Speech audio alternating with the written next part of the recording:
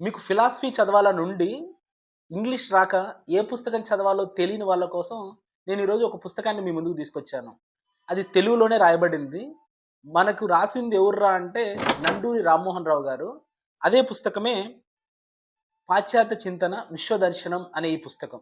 ఈ పుస్తకంలో western thinking అంటే పాశ్చాత్యుల ఆలోచన విధానాలు, ఇందులో సోక్రటిస్ మొదలుకొని బెర్నార్డ్ రస్సెల్ వరకు అందరి ఫిలాసఫర్ యొక్క ఆలోచన విధానము, వాళ్ళు నిజంగా తత్వానికి, సమాజానికి అందించిన వాళ్ళ జ్ఞాన సంపద ఏంది అనేది ఈ పుస్తకంలో మీరు తెలుసుకోవచ్చు.